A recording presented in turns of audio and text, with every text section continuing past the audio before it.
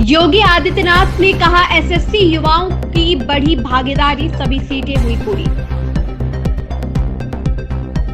सभी आदिवासी समुदायों को मिलेगा उनका हक।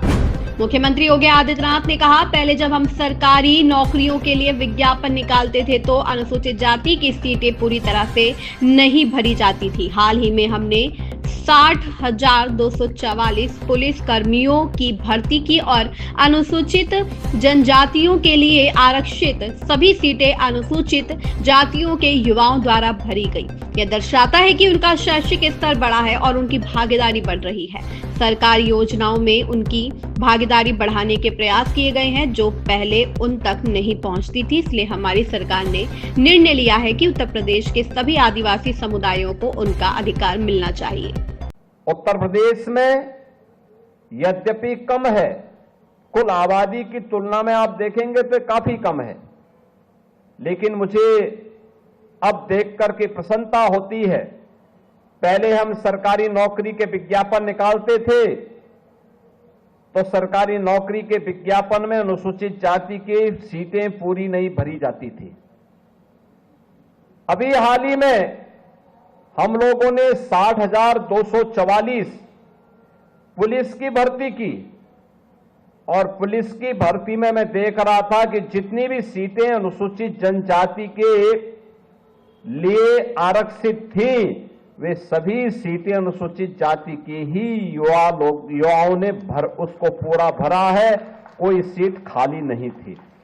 यानी ये चीजें दिखती हैं कि उनकी शिक्षा का स्तर बढ़ा है, उनकी भागीदारी बढ़ी है, शासन की योजनाओं में उनको जो पहले वहां तक लाभ नहीं पहुंच पाता था, आज उनकी भागीदारी बढ़ाने का प्रयास हुआ है। और इसीलिए हमारी सरकार ने तय किया कि जितनी भी जनजातियां उत्तर प्रदेश के अंदर हैं, उन सभी जनजातियों को उनका अधिकार प्राप्त हो और उन्हें सिचुएशन के लक्ष्य तक पहुंचाने की दिशा में सरकार कार्य करेगी।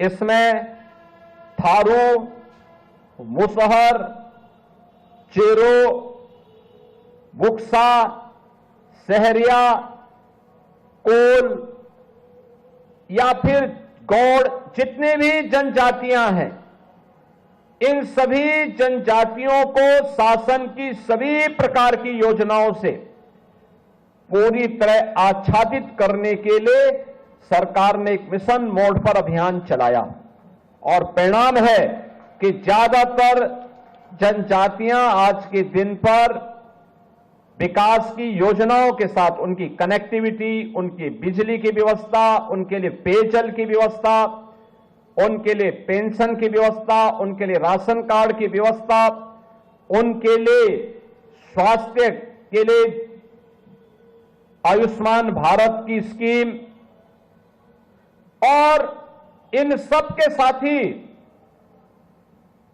अन्य तमाम प्रकार के जो कार्यक्रम अब उनके लिए प्रारंभ